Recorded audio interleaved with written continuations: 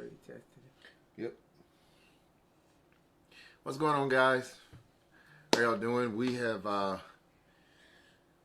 been going through a lot today trying to get this technology working. I don't know what's going on, but we're here. Tell them who you are. My name is Jimmy Rogers. What's going on? I'm Rachel. It's been so much that his mind is gone. I don't know why he didn't just let me do that intro. Yeah, I'm just waiting. So, guys, look, while we're waiting, we would love for you guys to, once you start logging on, start sharing this post with your friends and your followers. And we're going to do the same before we get started. We're going to give you guys a little time to start logging on. And when we get started, you can start commenting. You can tell us what city you're viewing us from. It's always nice to know who's in the neighborhood. We also want you to, of course, share. Our Facebook handle is at RRT Ministry.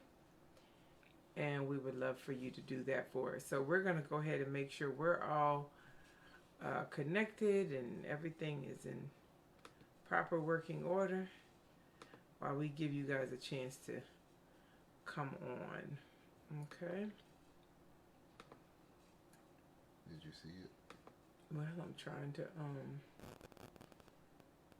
to get to that right now. Are you on the page? There it is. Yeah. Mm-hmm. Yep. I'm going to.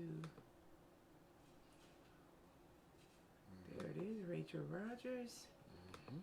All right. Now it should let me share. See, last time it let me share. It said start a watch party. That's not what we're trying to do, right? No. Last time it let me, when I clicked share, I actually took a picture of it. Sharing a group watch together, share now public. Oh, it was this I pressed, share. Share on your timeline. Is that correct, babe? Share on your timeline? Yes. All right, guys.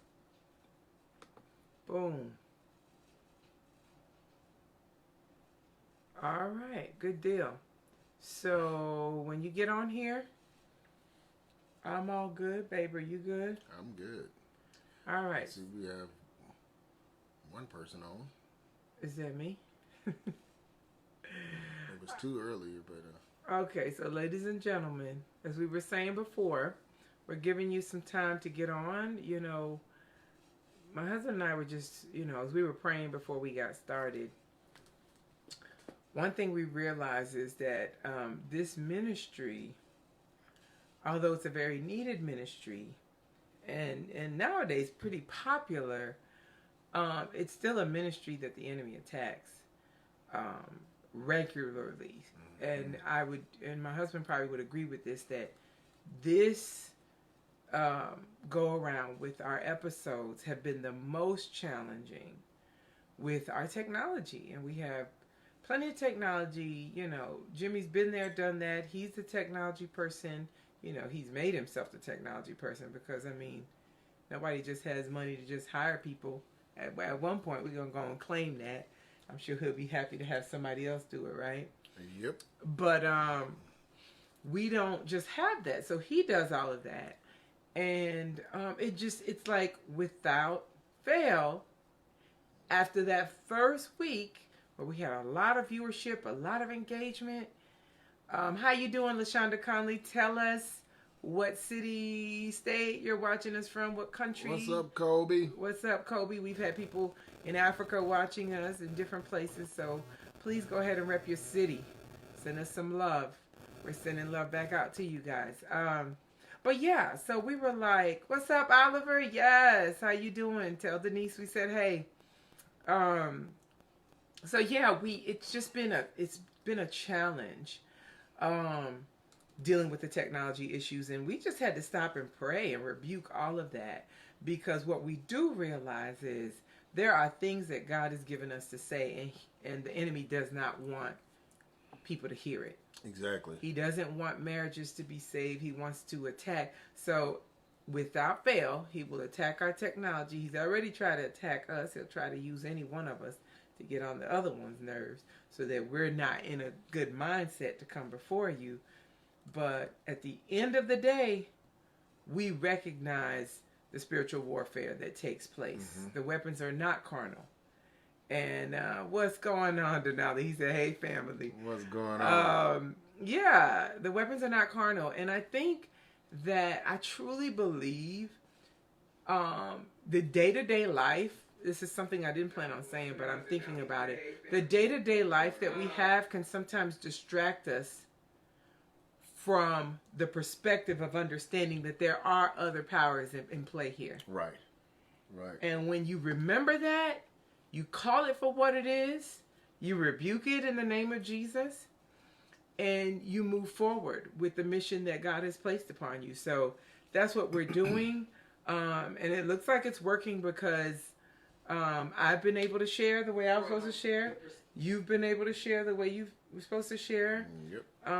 It looks like we got a few people that have joined here. But as we said, as you're joining, don't forget to share, like, comment what city you're coming from. And we are looking forward to this conversation we're going to have with you today. Well, let's go ahead and just tell them what we're talking about. Today we're going to be talking about love and respect. This is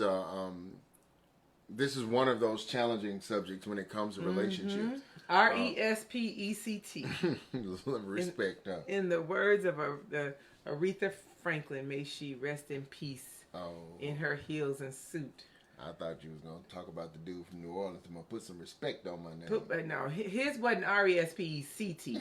His was put some respect. R-E-S-P-E-K.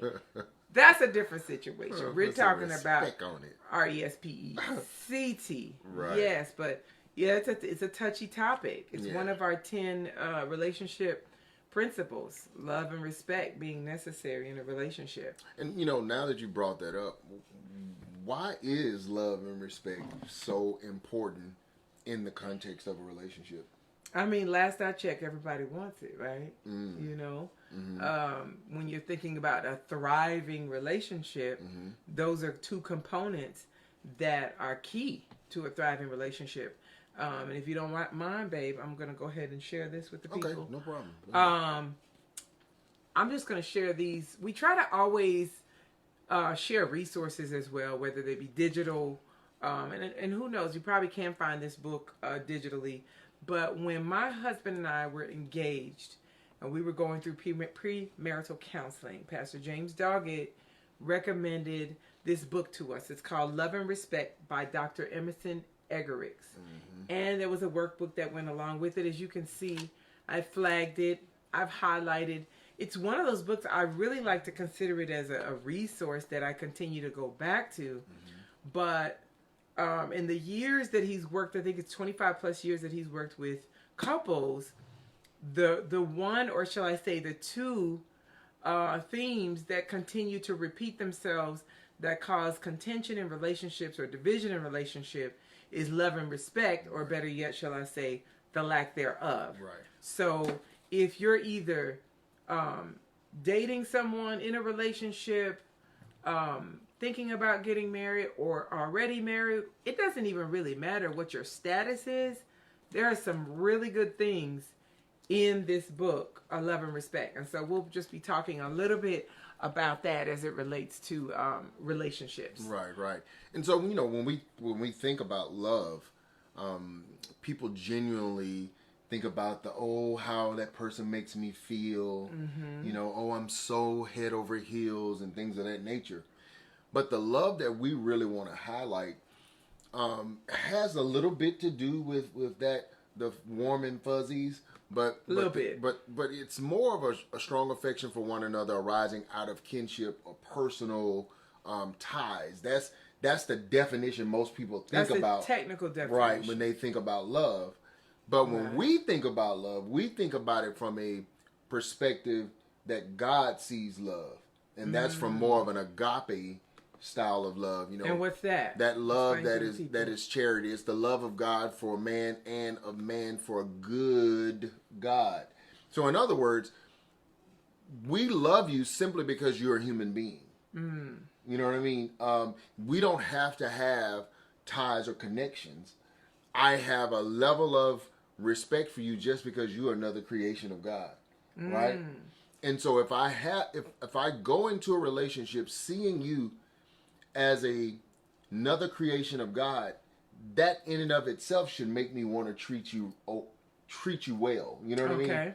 And I think sometimes, how successful are we with that? The failure or success of it is not necessarily because of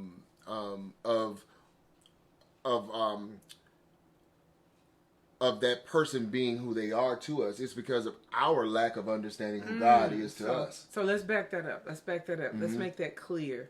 Let's unpack that so people can understand. What's going on, Tamika? Let's make that clear.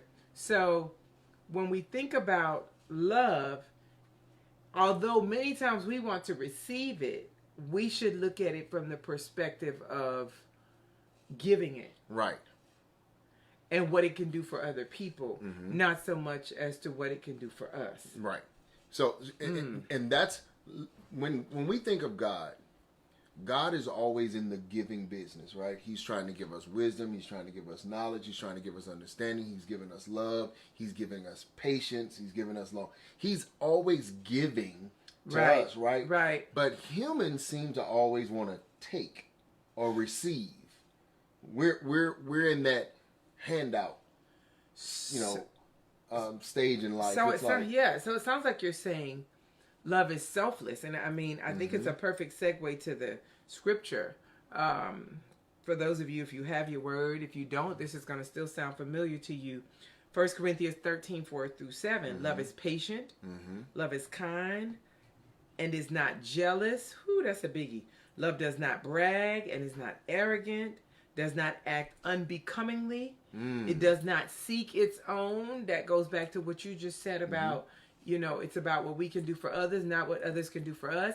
Is not provoked, does not take into account a wrong suffered, does not rejoice in unrighteousness, but rejoices with the truth, bears all things, believes all things, hopes all things, and endures all things. Right. All of those have all. Right. And I'm going to tell you right now, enduring all things, right.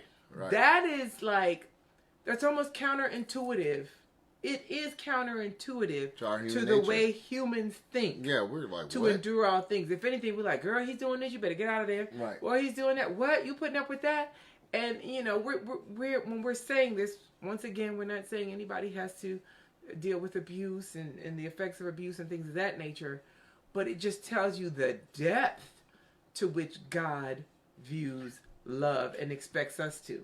And even more so, the not only the depths that he views it, the depths he displays it to us. If we can just be honest for a little bit. Come on. Just think about how we behave toward God and his principles. Have mercy. And we're still alive. Right. Here's the thing. If we think about the type of world this would be, if we let the same grace and love on others as God lends to us, what type of world this would be. That's a great perspective. Because when we're the one that's in the wrong, we want forgiveness. We want, please, give me a pass on this one.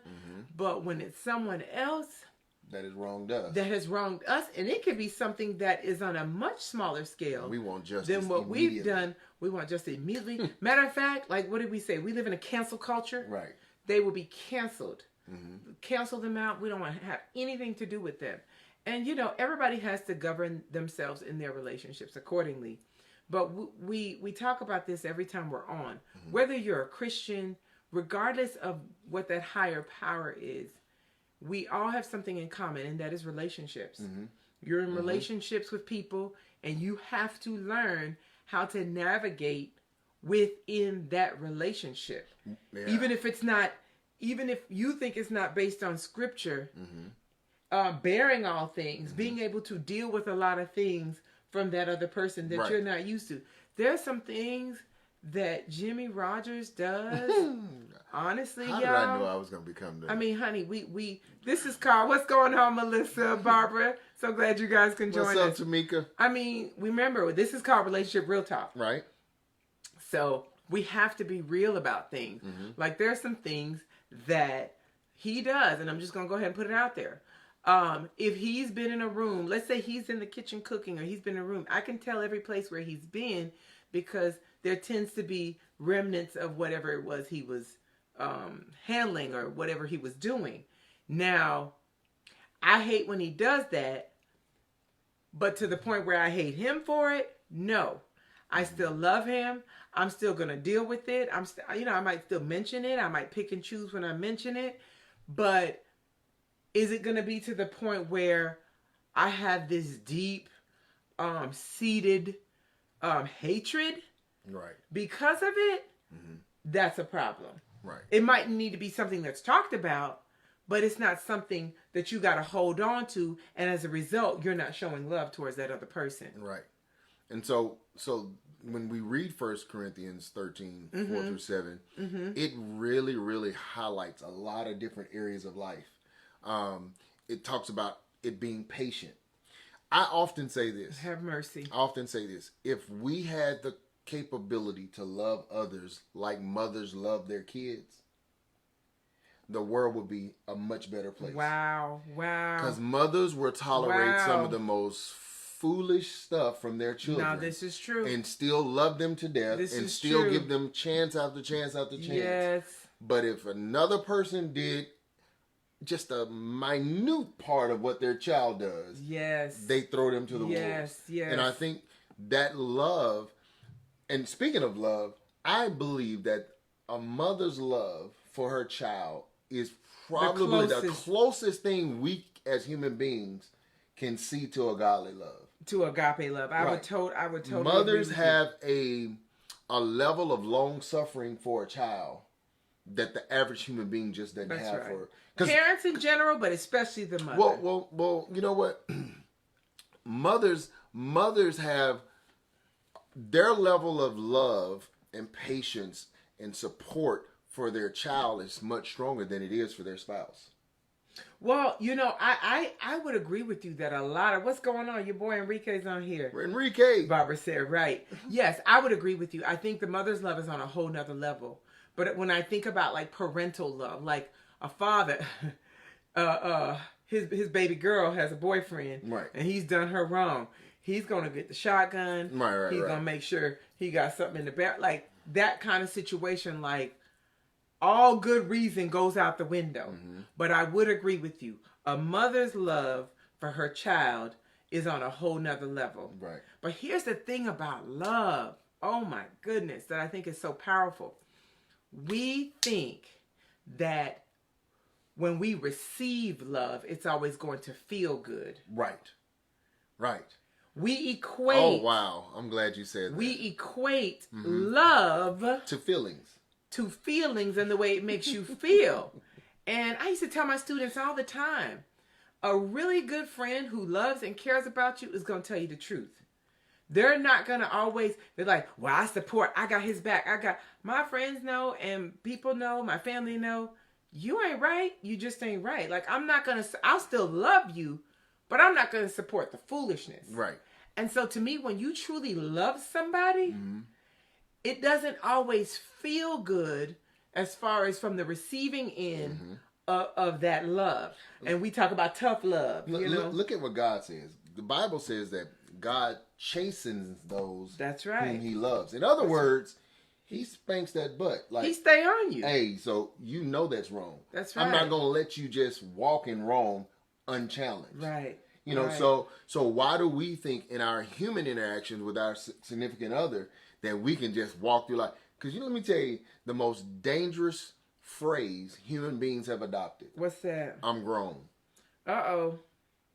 I'm grown is the most dangerous not the I'm grown statement phrase that human beings have adopted. And make that connection for us with love. Well, the reason that it's dangerous is because normally when a person says that is when they're being challenged or corrected.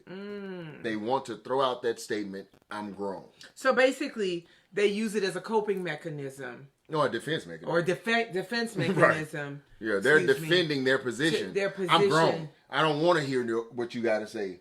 Or, no, the second one, that's tied. Well, it's second, maybe even tied. Don't judge me. Yeah, when they don't want to be. and really, that's why what we talked about the very first time we talked, those core values, your core beliefs, when you're in a relationship, those have to be the same. Because when people get, like we call you in your feelings, when you get in your feelings, love, it's not a feeling. Love is a principle. And it's a choice. It's a choice, but it's also a principle yes. in that it is what stands the test of time. Like, it doesn't even across really... the board. It's across the board. So even when your spouse might tell you something you don't like, that is true. That when you test it against your core values and your core beliefs, what they are telling you is right. You got to be mature enough. There's that word. You got to be mature enough to get out of your feelings. You know, and maybe at that moment, we're all human. At that moment, you might say a few choice words, what have you. You might go back and forth. But when you go back in your quiet space, in your quiet corner, you got to be willing to be honest with yourself and say, you know what? They was right. I always feel like things that are done in love, whether the people feel it at that time or not, once they get out of their feelings, they'll know it was done in love. Well, and I also believe a sign of maturity is also once you come to that acknowledgement, go back to that person and say the stance that I took when you brought that to me, I was wrong. I was wrong for that. Right. You were right. At the time, I didn't want to hear it. I didn't want to receive it. That's right. But you were right. That's because right. we fail to do that in too many cases. And what ends up happening is it's like you can never be corrected in that relationship. And what slowly starts to happen is that person don't want to hear from you anymore. How dare you now try to correct me whenever I try to say something to you, you reject it. Whether it's right or wrong. Right. And both people start to do that. And then we go into something we'll talk about a little later. Yeah. But what is this thing about respect? Because we talked about love. And what it is. What love is. Right. You know, it's patient, it's kind, it's not, it's not jealous, it loves, does not brag, it is not arrogant, it does not act unbecomingly, it does not seek its own, it does not provoke, it does not take an account of a wrong sufferer, it does not rejoice in unrighteousness, but rejoices in the truth. That is so powerful. We have to learn how to be lovers of the truth, whether we're on the receiving end of it or the giving end of it. Most of us only love truth and keep it 100 when we're the giver. Right. When it's time for us to receive, we don't want to hear nothing about that 100. And even the does not rejoice in unrighteousness. Right. Like, you can't be happy when somebody else is doing somebody else wrong. Good, they finally got theirs. Now, don't get me wrong. There's some things that just come back to you because you're doing people wrong. What you sow, you're reaping. But when you love somebody, you're not happy to see them doing wrong or going down a path. And you're not even happy to see them suffer. You're not happy to see even them if suffer. they deserve it. Have mercy. You still don't want to see them suffer. So basically what we're saying is, I'm trying to think about that movie where, the old school movie, Waiting to Exhale. So you trying to say we shouldn't be happy when old girl took his clothes and burned them and threw them in the car and set them afire? We weren't supposed to be happy about that? Well again, come on, women. The scripture said, does not rejoice in unrighteousness. That's right. See, we take things out of context. Some things are righteous. So she was right to burn his clothes. I said some things are righteous. I'm not necessarily talking about that. Right. But some things are righteous, Yes. But I mean, if you genuinely care about people, even when they're getting what they deserve, you still be like, oh Lord. Right. But we tend to give that only to the people that are closest to us. Right. What's going on, Percy? And Shannon. Makivia. What's going on, Shannon? So glad you joined us. Yeah. But yes, you're so right. But that respect piece, tell us what's respect. It is a high or special regard. And let me tell you something. you cannot respect someone whom you do not have a high special regard or esteem for. You know what I mean? And people try to say, "Oh, I respect you," but you can always tell how much they respect you when you all get in conflict. If you really want to know how a person feels about you, watch how they talk to you when they're upset. Have mercy. So The truth really comes out then. When you really respect somebody, even when they have gotten on your last nerve, even when you don't see eye to eye, you are very careful, because that's a bond. You don't want to cross a line, so you guard what you say. You may feel very, very hurt, but you're not going to be loose with your words. But we don't tend to have that type of mentality with our loved ones. Here's what's so deep about what you're saying. Whew. Let's peel back another layer. Many times, when it comes to the respect piece, we tend to respect people that we don't even know as well as the people that are closest to us. And let me explain to you what I mean. It could be a situation where you have the people at work, because you know you're in a working environment, you're in a professional environment, things go left, you're going to tend to respect that conversation because you don't want to lose your job. You don't want to be unprofessional. But what happens is, I'll never forget this saying that I heard: familiarity breeds contempt. When you become familiar with your loved ones in a relationship, the very people you love, whether it be the agape love that you're trying to have with them, those are the people you tend to disrespect more because you have become so familiar with them, and you start to take things for granted. You do tend to have a lot of history. And so the very person that the person or persons you should be holding in high esteem, those end up being the people that you feel more comfortable disrespecting. I often say that we tend to value certain things more than we value our spouses. You brought it up. You mentioned, for instance, your boss could talk to you just about any kind of way. You are not going to respond the same way you would respond to your spouse, because you value your paycheck.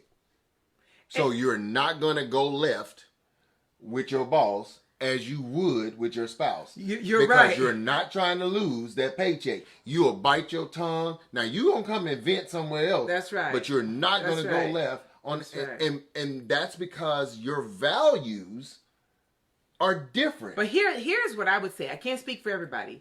But for me, you're right. You know, there are things that have happened at work, and then I do come home and vent. But part of the reason why, whether it's my boss or anybody else, I really try to be mature and try not to take the same road that person chose to take. But let me finish. But there are times where, and the enemy knows those buttons that can be pressed that would take you left. But for me, when I'm talking to people, I'm really making a concerted effort, even when they go left. Rachel, you don't have to go left.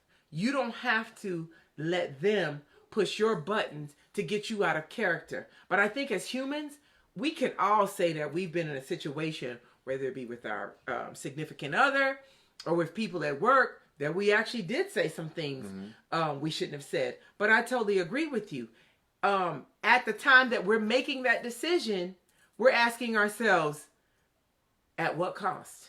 Or we may not even be thinking about it then. Now, listen, it may be after the fact. Let me just say this, and I'm not talking about assumptions.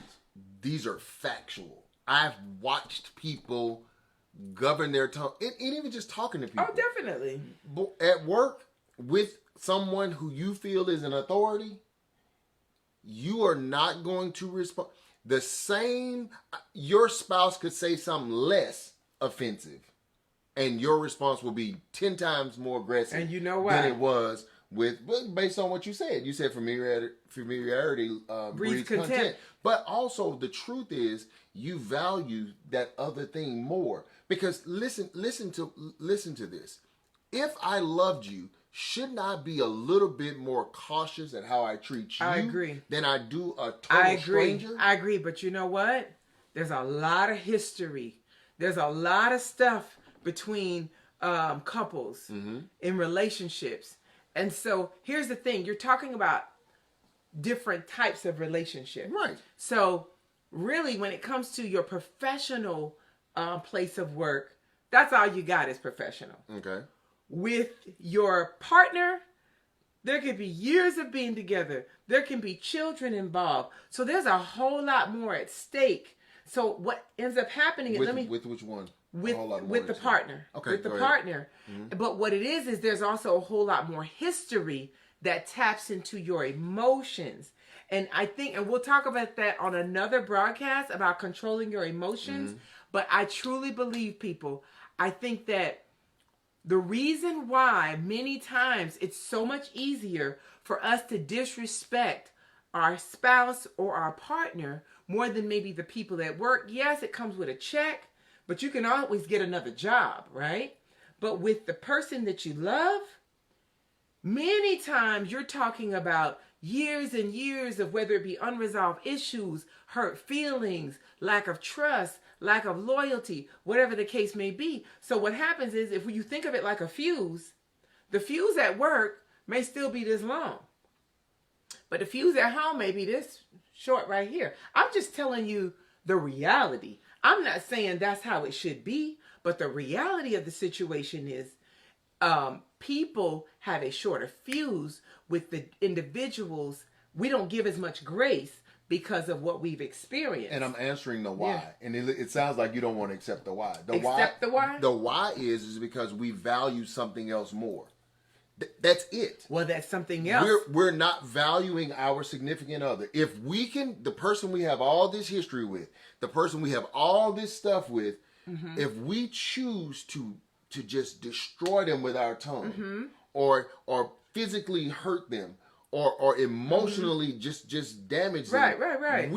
There is a lack of value for that relationship that we're not willing to address. I agree with that. So the deal is the history, the baggage, and all that, because we have the same type of history and baggage elsewhere.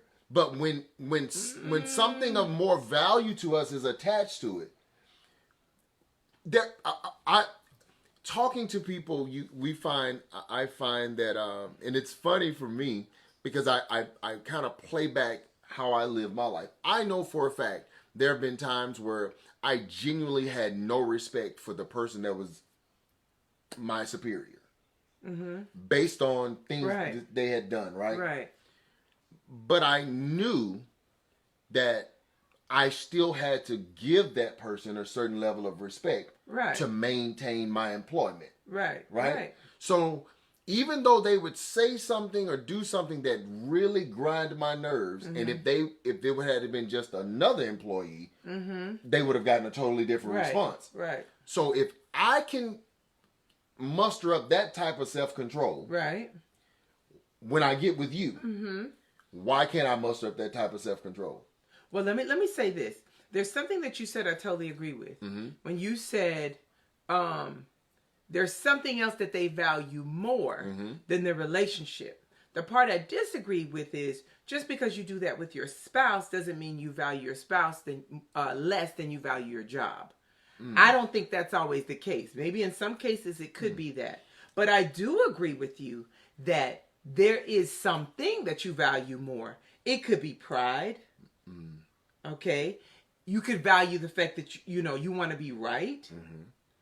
You could value the fact that you think that if you continue to do this position, that it makes you feel like you're in control. So yes, I do agree that it is something. I just don't agree that something is always work. I think that the work thing is that's what's expedient. Like, at this point, if I cuss out my boss, I might lose my job. Or I actually like my job, so I don't really have to deal with them like that.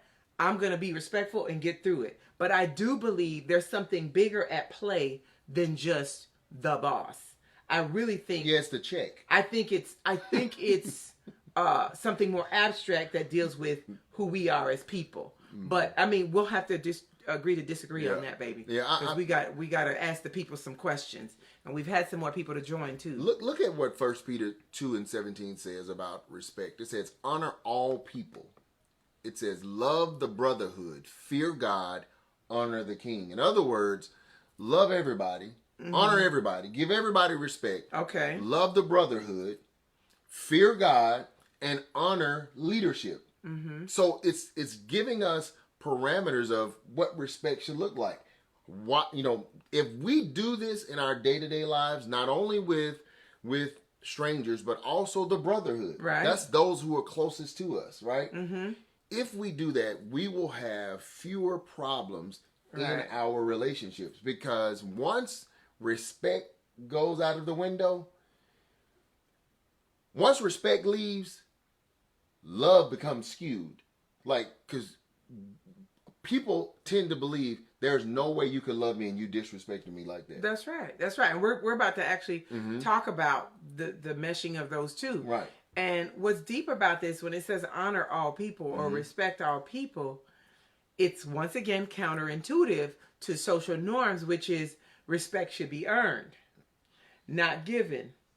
And so in this, there is no stipulation there. It says honor all people, love the brotherhood, fear God, honor the king. So, and this is, let me just say this too about this scripture, because this scripture is speaking from a first person kind of perspective. This is your responsibility. That's right. Right? So if the persons that we're interacting with had the same mentality, fewer problems would take place. Ding, ding, so ding, so ding, when ding. you hear people say respect is earned, what they are essentially saying is, I can give you respect all day, but if you are choosing to mistreat me or whatever, you maintain your respect with me once you still treat me accordingly, right? Right. But this and that's why I like that it's in the first person kind of thing. Like, here's your responsibility for this, right? Right. But what we like to do is we like to move from first person to second person or third person, because we don't want to take on the responsibility that we're supposed to have. I've seen the other side of that too, though. What you're saying is right, but I've seen the other side. I've heard people say, well, I don't respect nobody until they earn my respect. Like, out the bat, their thing is to not respect, because they're waiting to see that person earn it, because there are issues of trust. Right. What's going on, cuz? Heath and Joanne. Dee, what's up, girl? What's up, Courtney? But, that whole respect thing, I mean, people will burn down a house for respect. People will hurt somebody for lack of respect. A lot of dead people. I mean, as an educator, 99 educators out there, throw some likes, some hearts if I'm telling the truth. 99.9% of the fights that take place happen because somebody felt disrespected. That's right. Whether they were or not. Whether they were or not, and they felt like they had to defend, or they could have been the one doing the disrespecting. Exactly. But it all has to do with respect. But here's what's so deep. That respect is rooted in love for others. I mean, that goes back to the basic commandments. Love God with all your mind and all your heart, and love other people. Right. And so as it relates to the relationship, here's a question we want to throw out here to the people that's watching. Do you feel like you and your partner love and respect one another? There are two components to that. You might feel like you love one another, but you may not feel like you respect one another. You may feel like you respect one another, but not love. Do you feel as if you and your partner love and respect one another? So put a yes or a no in the comment box. We want to get your feedback on that one. Do you feel you and your partner love and respect one another? Because I think, so we can give some realness to this conversation, just let us know what you think about that. Also, that's going to segue us into some other questions that we have. Yes. Because we have some questions that we want you to answer either sometimes, always, or never. Right? That'll be your response you put in the comment. Sometimes, always, or never, based on the question that we're about to ask. If you want to expound, you can. Right. Because we know sometimes when we have these kind of conversations, it can be very touchy, especially if you're watching it with your partner or you don't know if they're going to see it later. So, the three things, sometimes, always, never. Is the response. All right? Is the response. All right, I see Barbara said yes. So I guess she's saying yes. Yes to both. But let's do this, babe. So we'll ask the first question that's actually connected to the question we just asked. Gotcha. All right? So here's what we want you to do. We want you to answer sometimes, always, and never to I show love and I feel loved. So what that means is for I show love, all right, do you show love sometimes, always, or never? Do you feel loved sometimes, always, or never? All right. So let's take me and him. If I was to answer that question for my husband, okay, I would ask myself, do I show love to him sometimes, always, or never? I would say I always show love to him, even if he may not necessarily be feeling that way. In my mind, I always show love. That's the first part of my answer. Okay? And the second part of my answer is whether I feel loved or not. I would say I battle between always and sometimes, because I would say for the most part, because I know he doesn't have any ill will towards me, I can say I always feel loved by him. But then because I'm a human being, it doesn't always feel like love, so I can say sometimes. Right. So always and sometimes would be my answer. All right? I see Denali has said yes, both love and respect. That's what I'm talking about. I hear you. Yeah. And then we have another one. Here are the other two. Again, the question is, do you show love and do you feel loved? And the responses are sometimes, always, or never. Or never. So, and I think Barbara said always and sometimes. Listen, we got to be honest with this thing. Yeah, I think actually most people will probably be able to say that. Sometimes, well, I always feel like I'm the one that's showing love, and then sometimes I don't feel, because if you ask the other spouse, it's probably going to be the reverse. Do you feel like you always show love? Yes. All right. I would vacillate between sometimes, because I know that macho side of me can sometimes come across hard. What's that side called? Macho, I don't know what that is and why the hands have macho, to go with it. Yeah, you got it. I don't know if like testosterone builds up in the fist and like comes out in that nature, but okay. But yeah. And then what about the feel?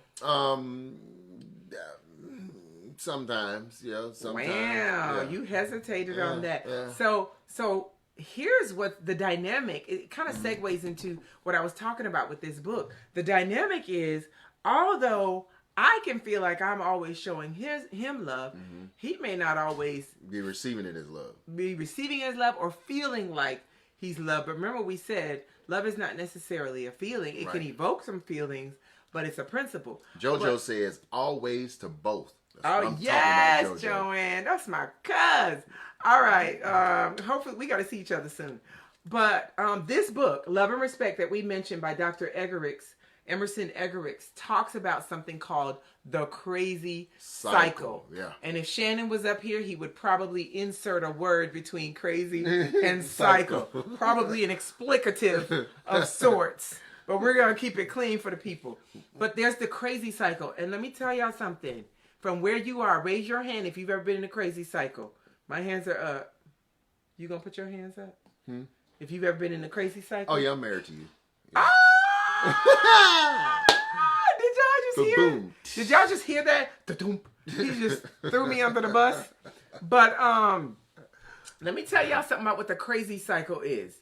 And if we're being totally honest, this is a ride that honestly, I just want to be like, you know how you're about to go to the theme park and you're excited about the roller coasters? I don't do roller coasters no more because I get sick. But what's up, Barbara? But you get on the roller coaster, and then you start moving up that track, and then you see the dip to the point where you can't even see the tracks under you because the dip is so steep, and you're just like, wait a minute, I want to get off this ride. That's what it feels like to be on the crazy cycle. And here's what the crazy cycle is. Tell me if you have heard yourself say this before or have said it. I'm not going to respect him because I don't feel loved. Right. I mean, how she expect me to love her if she don't respect me? And notice what pronouns I put on that. Generally, women want to feel loved. Loved. The Bible says, husbands, love your wives. Right. It doesn't mean that he doesn't want the wife to love the husband. That's usually something that we generally do just as women. We just have that nature about us to love. So he had to remind men, like, love your wives. Right. And then women, it said, submit to your husbands, which can also Honor, respect. respect. Yeah, And we're supposed to be also submitting to one another. But as it relates to how we operate as men and women, he wants to feel respected. I want to feel loved. Doesn't mean that I don't want to be respected at all. But perhaps maybe I feel love when I am respected. Or you feel respected when you're loved. When I'm loved, right. Exactly. But notice God spoke to both of our weaknesses. Exactly. He spoke to the woman's weakness of a lack of respect, and he spoke to a man's weakness a lack of love. Right. And so he spoke to both genders' weaknesses. That's right. And he wanted to remind us, hey. That's right. Honor and respect your husband. Husbands, love your wife. Love your wife. Because he knew that would be a challenge. Right. And so the crazy cycle happens when everybody is staying on that same path of, well, I'm not going to do nothing until he does something. Well, I did this week, I did this, this, and this. Come on now. Am I talking to somebody? Sometimes we start counting and figuring out all the things that we did, thinking that we respected that other person or we loved that person, and that should be good enough. And now it's time for them to show me love. Right. Now it's time for them to show me respect. Right. And that is one of the things that I know as men, and whenever I'm talking to guys and we're talking about our relationships, the number one thing that comes up is always respect. If you want to get a man hot under his collar, make him feel like he's being disrespected. That's right. He's going to lose it, and he's not going to show you love. And that is why I believe God was so specific when he said to men, love your wives as Christ loved the church and gave his life for it. Gave his life for it. And men, I'm just going to say this. Out of all the responsibilities of mankind, men have the hardest responsibility. When you think about that statement, love your wife as Christ loved the church and gave his life for it. Remember this. When you read the story of Jesus prior to him going to the cross when he was dealing with Pilate, who was it that was targeting him? Who was it that was getting the masses to lie on Jesus? It was church. Right. Folk. It was those Sadducees and those Pharisees. They were the ones after Jesus, right? Who were the ones that said crucify him? It was church people, right? It was the very people that God showed love to. He blessed, he healed, he did miracles for. It was those people who said it. So when you think about that as a man in the context of your marriage, when your wife is being disrespectful, when your wife is maybe doing something you genuinely loathe, God is saying, love her just like I love the church and gave my life for it. Which goes back to something we always talk about. That relationship, that bond, that marital bond is salvific. Because literally what you just said is something that is, if we're being honest, most people have a really hard time with that. Yes, we all do. In spite of, you still must love. Right. Because, that's how God is with us, right? But here's the thing about the crazy cycle I want to make sure I point out. And we want to hear from you guys, too. Your comments as it relates to the crazy cycle, getting off that crazy cycle, why we stay in it for so long. But what I wanted to say was, the only way to begin to get off that crazy cycle is a decision has to be made. I no longer want to be here. But here's what's deep. It would be ideal for both individuals to make that decision together at the same time.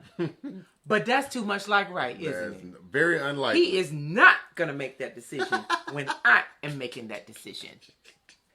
Because I've already made it. The lies they tell. Go ahead. He's not going to make that decision when I'm making that decision. And that's why you got to be rooted and grounded. Because that decision is a humbling decision. Right. It is a decision that in our carnal bodies and selves, it doesn't feel good. Because you feel like you're losing. And you're justified. You feel like you're justified. Because guess what? The very thing that person might be doing is exactly what they are doing. But when you get to that point where you're so exasperated, you're tired of fighting, you're tired of it, you just say, you know what? Excuse me, attendant. I want to get off this ride. And the way that looks like in a relationship is, I am going to continue to show love. I am going to continue to show respect. I am going to continue to respond to this person's love language. Right. Now remember, what I'm saying to you is not what Rachel is saying, but it is biblical. Beareth all things, endureth all things, hope all things. So here it is. I always have to put that disclaimer depending on who's coming in at what time. We're not talking about, abuse and addiction, cases that are, emergency situations where you got to get out of that situation. I'm talking about you and your spouse dealing with the day in, day out issues of just being in a relationship. Somebody has to say, I want to get off this ride, and then their actions have to follow it. And it may take some time, because guess what? I may say I want to get off this ride. He's still rocking and rolling on the ride. And even though I'm making changes, he thinks those changes are temporary. But yeah, she's doing it now, but I'm going to see how long it takes. And guess what? If I continue to respect him, then he would have to be an evil person. He would have to not be that person that I thought he was. And that's in order to continue to not love me anymore. And that's why my actions cannot be predicated on what you do or don't do. My actions are predicated on me standing on the biblical principles that God has set for me.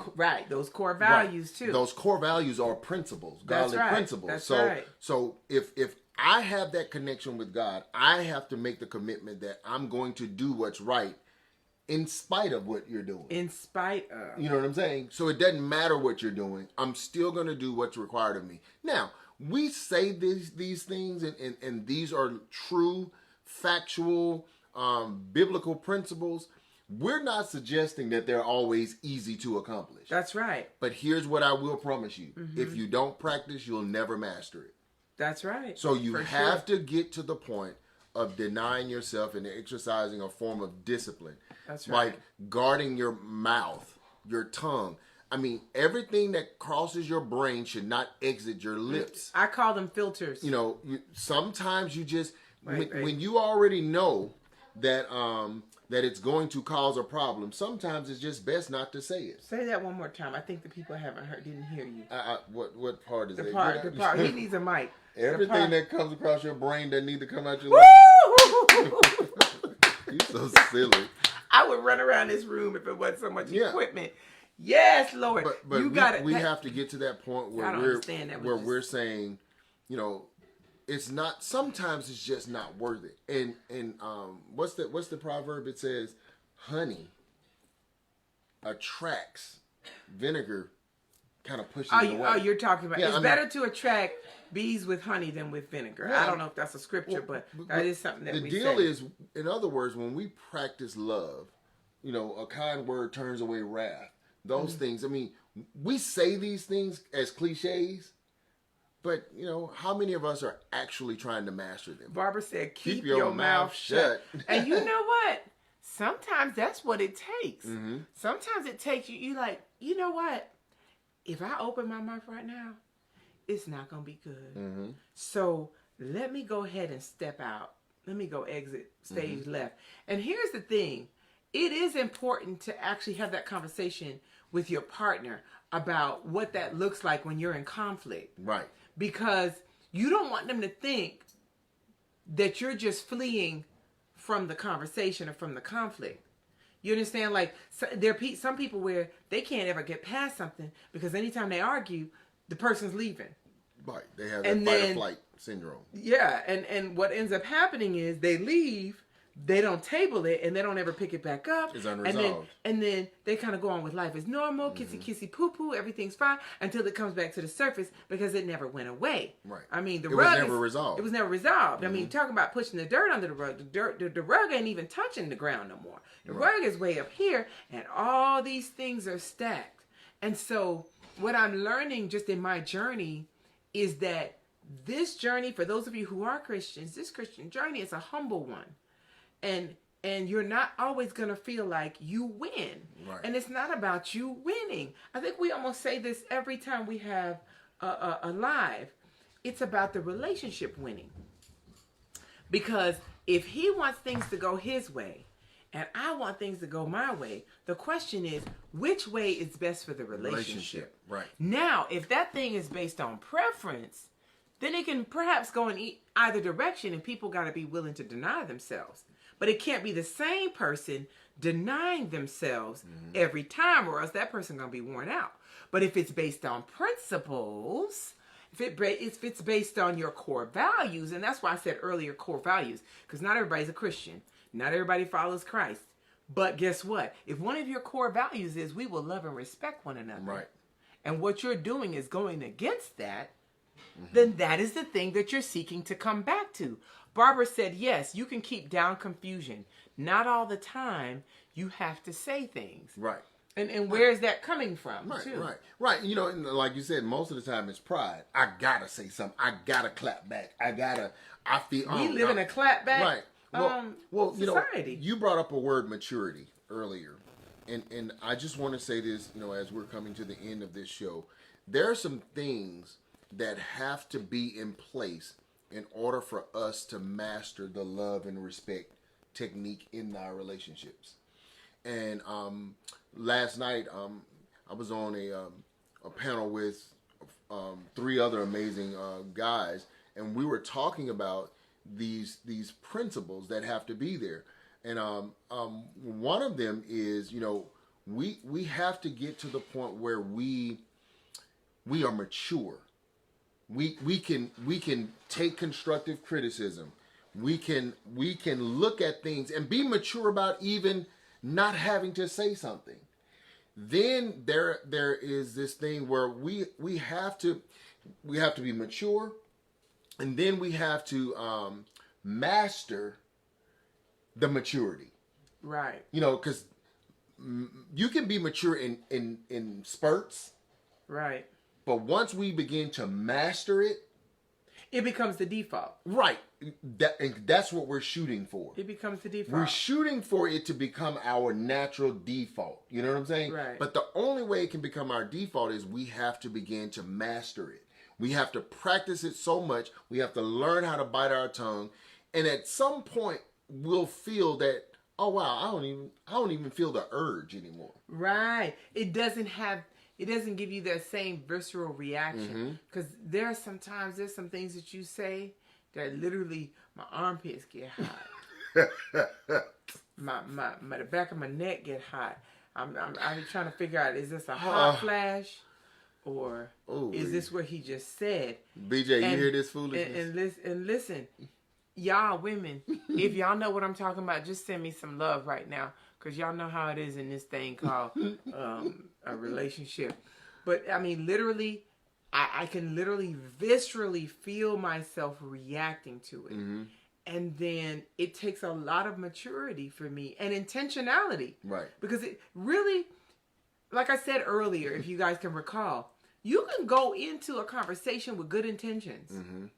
But once your emotions, those buttons are tapped, like I said, we don't wrestle against flesh and blood, but against principalities, spiritual wickedness in high places. Thank you for the love. So what's happening is those things are all at play, and know what buttons to push, right, and how to maneuver that whole thing. So you can go into it with really good intentions. And then that thing is said to you, and you start getting hot, you start getting agitated, and you're just like, and you know, as women, we have excellent memories. Like our files, you know, we can pull out those files like this, and then let it go. When I say let it go, not let the conversation go, but let it rip. And then it just blows up and becomes something that it wasn't even supposed to be. Right.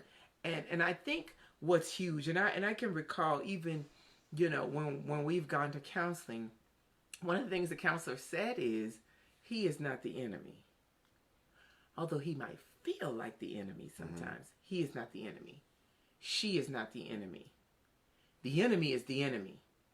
So get past that. Understand that you both have each other's best interests at heart, and be willing to admit to your mistakes and move to the next level. What you thinking about over there? I can see. I don't necessarily agree with that. What part? They may not be the enemy. You don't want them to be the enemy. Here's the deal. I think sometimes we find... No, they may not be the enemy. Can I speak, please? You can, baby. Sometimes we don't want to take the identity of the role that we're playing in a certain situation. All of us know what an enemy is, right? And sometimes we are behaving like an enemy in our relationships. That's different. And we have to take ownership of that. And for somebody to come tell you, oh, they're not your enemy, but he beating you upside your head. No, that's your enemy at that point. No, listen to what I'm saying, sweetheart. We gotta stop giving these cookie cutter responses. Because that's what people like to say when nobody's really taking ownership of their behavior at a given time. Sometimes we are our significant other's enemy in that moment. And if we keep doing what we're doing and not really changing and taking responsibility for our actions, we do become an enemy. But what we should say is we shouldn't be each other's enemy. How are you gonna tell me you got my best interest at heart when you're doing stuff that hurts me? Okay. And I'm telling you it hurts me, and you keep doing it. Nobody's gonna convince anyone that you have their best interest at heart. But you're bringing up a lot of good points. But here's the thing: both people can feel that way. Right. But and it can be true. Both people can feel like, why do you keep doing this to me? Mm-hmm. Because I don't like it, but you keep doing it. Mm-hmm. But when I say the other person's not the enemy, once again, the disclaimer, I'm not talking about a situation of abuse and addiction and things where there's some serious things where people got to get out of the situation immediately. I'm talking about outside of those exceptions where somebody beating you upside the head. And let me finish my point. I like the way you said somebody can be behaving like the enemy. But just because somebody behaves like the enemy in your mind, it doesn't mean they are the enemy. Because if you keep doing something to me and I keep doing something to you, and we keep looking at each other as the enemy, we will never find resolve. Now, it doesn't mean that there are not things that each person is doing that doesn't need to be addressed and dealt with and uprooted and thrown out, because this is not a healthy practice. Mm-hmm. But I do think it's dangerous. I didn't say it like a cookie cutter. I think it's dangerous if you truly, and I think trust is at the root of that. If you trust your significant other, at the root of it, even though they may do things that you don't like and they're doing it over, we can bring this thing full circle back to what you said at the beginning. You remember what you said about agape love? Mm-hmm. It's between the parent. Many times you see it between a mother and her child. And let me tell you something. You'll see a child, they're doing something over and over and over again. But it doesn't mean that child is the enemy to that parent. Well, and it doesn't mean that the parent, sometimes the child doesn't like what the parent is saying to them. But it doesn't mean that the parent is the enemy. It just means that there are some things that specifically need to be worked out within their relationship that could be dysfunctional, that could be toxic, that need to stop because they are hurting the other person. But if the perspective is, oh, now, because, it's funny, we talk about this. He was in the military. What is the purpose? What do you got to do with the enemy? Search them out and annihilate them. So when we put on that hat of the enemy, it automatically puts the wall up. We're in defensive mode. All of those things in that scripture for 1 Corinthians that we read, all of those things are going to go out of the window. 1 Corinthians 13, 4-7, love is patient, kind, not jealous, doesn't brag, unbecomingly, takes no account of wrong suffered. So that means even when somebody does something wrong over and over and over again, bears all things, believes all things, hopes all things, endures all things. Ladies and gentlemen, we are talking about next level loving, next level respecting. So I'm not saying that we don't behave like the enemy, but I'm saying from the perspective of me looking at you, I don't look at you as the enemy. You might make me feel that way sometimes, but I know ultimately you're not my enemy. Yeah. And I want to believe that about you, but I'm sorry. We gotta. It doesn't even make sense to be like, we're talking first person and somebody else. How I perceive it, or how I treat you in spite of what you're doing, has nothing to do with what you're doing. If a person is stealing from you, you can't say they're not a thief. They are a thief. They're stealing. You know what I'm saying? That's a stretch. Okay. Go ahead, baby. It's not a stretch. That's a stretch, If your pattern of behavior is the behavior that an enemy has towards another person, even though it's your significant other, that behavior is not indicative of love. That behavior is not indicative of respect. That behavior is indicative of somebody you don't even know or have any esteem for, I agree. So how I respond to it can be totally different. Okay. But I'm not going to absolve you of your behavior. Right. Nobody's talking about that. That's what I'm talking about. No, you were saying that they're the enemy. That's all I was saying. What I'm saying is, if your behavior, if it quacks like a duck, it walks like a duck, it got feathers like a duck, it's a duck. I'm not going to say you're not a duck because you're my spouse. What I'm saying is, even if it's me that's being the enemy to you, treating you as if you were an enemy to me, right? Once I realize that I'm hurting you and I'm doing something that makes you feel unloved, I now, back to the first person perspective again, I now have to say, Jimmy, you're not coming across loving. You're coming across mean. Right. You're coming across like somebody that hates Rachel. You're not coming across like somebody that loves Rachel. Now, Rachel, I'm not saying that you can't choose to not see me as an enemy. But if nobody knew we were married and they saw me treating you a negative way, they'd be like, "Ah, dog, he don't like her." That's an outside person. But I'm gonna respect your perspective on the whole enemy thing. And I just ask for the same. Because at the end of the day, you may look at me as an enemy at times.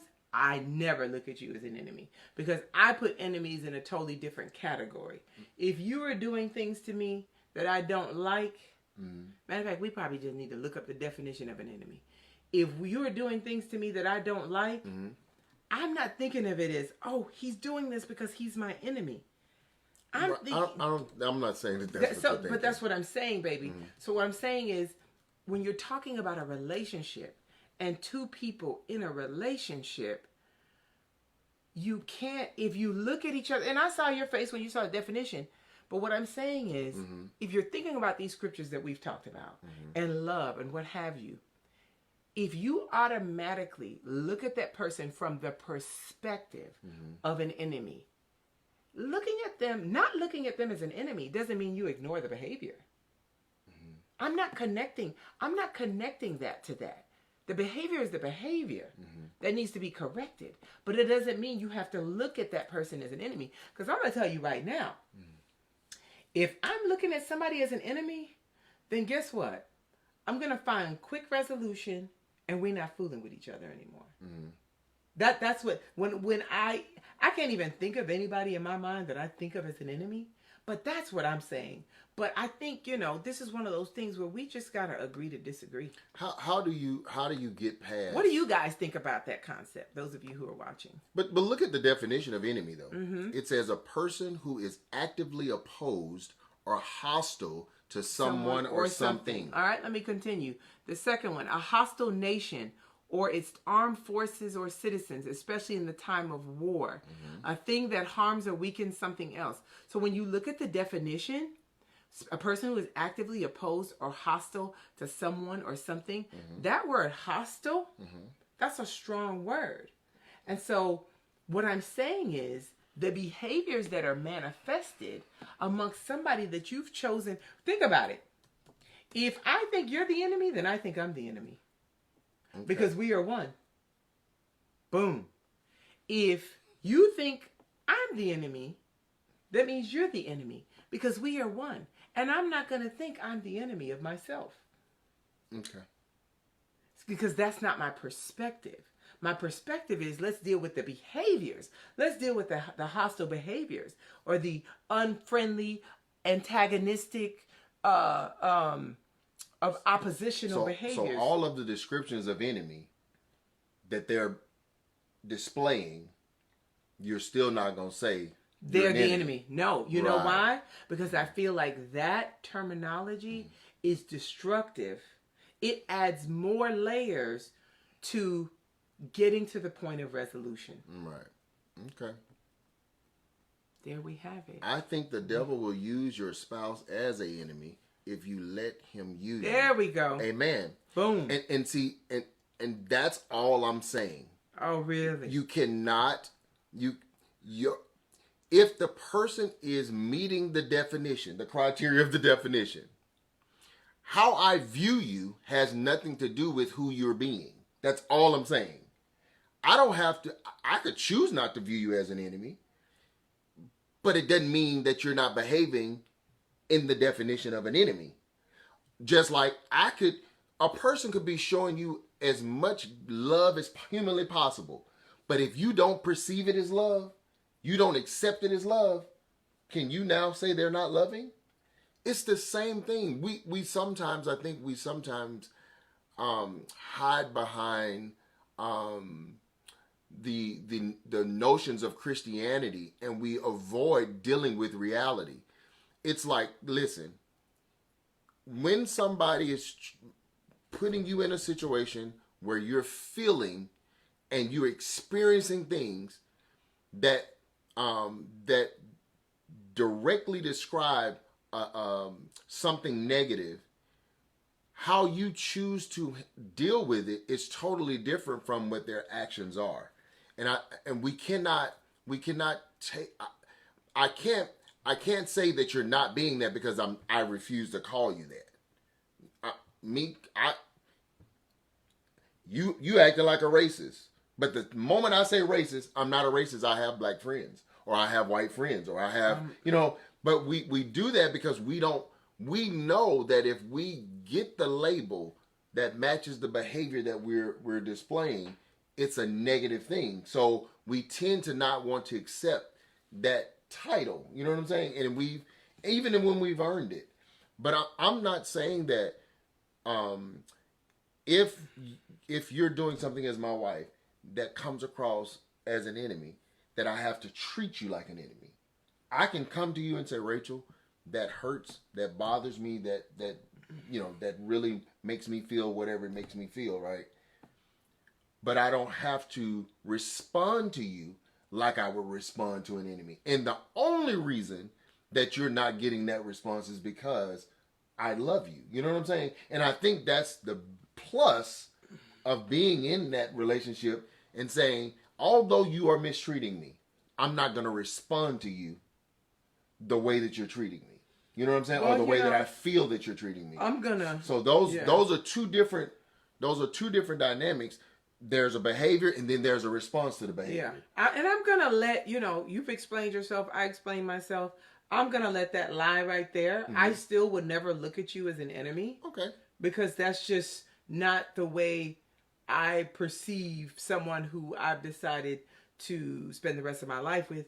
And to be quite honest with you, I don't think that there's anything that in our relationship, although there may have been things you have said or done that really upset me, it just never puts me in the mind frame of that's enemy. My enemy. Right. And so it's just got to lie there for me. I mean, you explained yourself, but I just respectfully disagree with looking at somebody like an enemy. Now, somebody who doesn't have your best interest at heart, that's a whole different story. So how do you graduate if you're a person that is lacking love and respect? How do you graduate to now being loving and being respectful What are some tangible things? And let's put it out there to the people. Mm-hmm. What are some things, if you're on the crazy cycle, Mm-hmm. the whole, I'm not going to love her till she respects me, I'm not going to respect him till he loves me. How do you think you get off that crazy cycle? Like specifically, things that you can actually do, those action steps to get off that cycle. One of the first things I said is forgiveness. Right. Because many times when you're on that crazy cycle, it is because there is something that has transpired, both off that crazy cycle, that has derailed that relationship. And you might have to forgive that person for it. Right. And of course, and sometimes here's what's really sad. They may never acknowledge that they did something wrong. Right. Right. But forgiveness is not for them. Forgiveness is for you. Letting go of the past the fact that the past could have been any different, that anything was going to be any different. You're not going to hold yourself hostage to that emotional, visceral reaction you get when you think about that. That then controls the way you interact with that person. So exactly. That forgiveness is a whole nother discussion in and of itself. But I do think that that's a key thing. But it comes from that viewpoint that you choose to make. You know what I'm saying? It's easier for me to forgive a hurt when I choose to love you in spite of how you're treating me or make or those things. So when if I'm going to get off this crazy cycle of choosing not to love you because I feel you're disrespecting me, I have to first absolve you of how you made me feel. Right? I have to absolve and say, okay, in spite of how she made me feel or how she continues to make me feel, I'm going to choose to still love her. Right? And so and then too, we have to have a discussion on what love and respect looks like for each other. Like, you need to understand to me what disrespect is for me, right? And then you have to explain to me what love looks like for you. That's right. Now, if we genuinely care for each other, when you explain to me, Jimmy, this is what love looks like to me, my goal then should be to meet those needs. And if I explain to you what disrespect looks like to me, and you genuinely love me, your goal then graduates to let me do that, since that's what he sees as respect, right? And so then now what we start to do is we start to reverse the cycle from a crazy cycle to a more productive cycle. Now it's like, oh, okay, because the crazy cycle, both of us were doing things that we knew was not pleasing the other person. So now once one person starts to go the opposite way, it slows the crazy cycle down, giving it an opportunity to stop and go back in the right direction. The energizing cycle, he calls it. Right, the energizing cycle. And so I think that we really, really want to focus on, now, once we have that discussion, okay, let me honor that. Let me respect that. Right. Let me now say, okay, I'm going to discipline myself to follow this pattern of behavior that, based on what my significant other said to me, should breed a more productive relationship with him or her. That, to me, is a level of maturity that all relationships must have to thrive. Definitely. We have to get to that point where we're saying, okay, let me not do that anymore. Right. Since I am clear that this is what she sees as love. What's the last one? So we said forgiveness. Have the discussion. Discussing about what love looks like for one person, respect looks like for the other. And the third one, which is the hardest in anything that we do, is be committed and consistent throughout the process. Because you can, this week, you're like, okay, I'm on it. I'm focused on it. And then things seem like they go very, it's like, what do I call it? That wooing stage where it's like, oh, okay.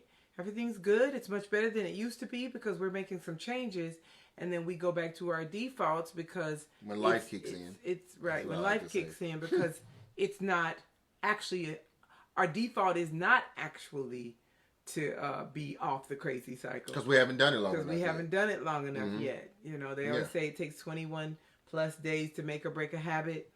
It takes a while to get out of that. Right. But you got to be willing to be committed to it and consistent about it.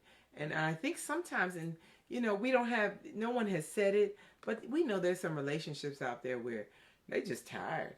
Right. He's tired. She's tired. They both tired. And they got to ask themselves, is our relationship worth working on and worth saving? Sometimes people have children. They stay together for the children. Mm-hmm. Sometimes people have so many financial commitments together. They stay for that. Whatever the case may be. Of course, we're not here for relationships to break apart. We want them to come together and stay together. But you got to be willing to put in that work. Yeah, and I think one of the key parts to be committed and consistent throughout the process, what makes it really hard is when you can see the other person slipping back to their default. That's why you got to look at yourself. Right, and that's why we have to always stay in that first person state. I need to do what I'm supposed to do regardless what that person does. Doing. Because if I do that, now I am growing, right? I'm growing. And there's a verse in the Bible where it talks about the woman. The Bible was telling, if she lives a godly life, even if she's married to an unbeliever, him seeing her life, he can be won over. He could be won over, right? That's right. It's not necessarily a guarantee, but the odds are greater, right, if she's living the life. And vice versa, if it's in the opposite, if it's the man that's the believer and he's living the right life. So even if you both are believers, but we all have our ways about us. If I'm doing what I'm supposed to do, and over time you see that it's consistent, like you said, you would have to be a very evil person not to change too. And it's so interesting what Barbara's saying. Forgiveness and maybe just treat a person the way you want to be treated. And you know what? We say that a lot. And on the surface, I do agree with you. But here's what I've learned. Not everybody wants to be treated the same way you want to be treated. That's right. You really got to treat that person and find out the best way they would like to be treated. And that's healthy. You got some people who out there who got some real strange requests. But I'm talking about things that are within reason. Because I may like to be treated a certain way that's totally different from the way he wants to be treated. Now, at the core of it, and this could be where you're getting at, Barbara, is treat each other with love and respect. Right.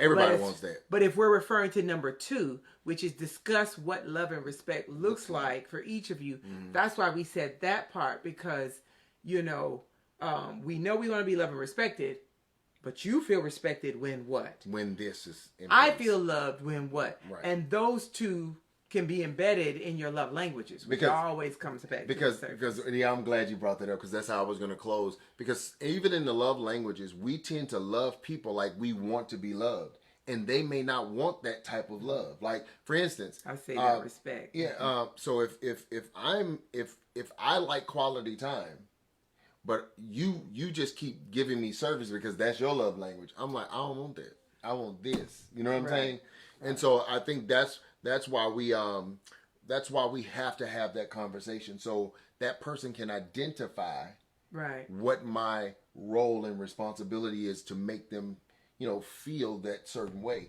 And then we just have to be mature enough to carry it out and be disciplined enough, like you said, to be committed and consistent throughout the process. Right. Guys, this subject, again, this is one of those subjects where it really, really takes a lot of discipline, and it really, really takes a lot of fortitude, because it's not always easy. Even for us, as you can see. Right. It's not always easy. Men and women tend to see things differently throughout life.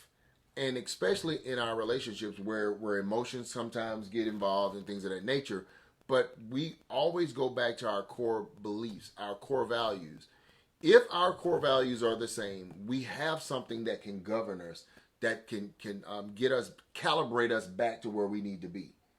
Now, we want to remind you in this love and respect thing, we want to remind you that you have to be able to forgive. You have to have that discussion of what does love and respect looks like to one another, and you have to be committed and consistent throughout the process, even if the other person begins to fall back into their natural way of doing things. Right. Because our job is not to follow them when they're wrong. Right. Our job is to follow God. That's right. As He's trying to lead us to a higher place and a higher way of living. So guys, again, thank you all so much for joining us on Relationship Real Talk. We look forward to seeing you all again. And for all of our friends, Percy, Tamika, Barbara, Melissa, Denali, Oliver, man, thank you guys. Greg, Enrique, what's up? You guys are amazing. Thank you guys so much for joining us. Listen, Barbara's the MVP. BJ, what's going on? Barbara's been talking the whole time, interacting with us. You was in our living room today. Well, look, Shannon, all the good people. Well, look, we do appreciate you all, and we look forward to seeing you guys next week. Peace. All right, bye-bye, guys. Have a good one.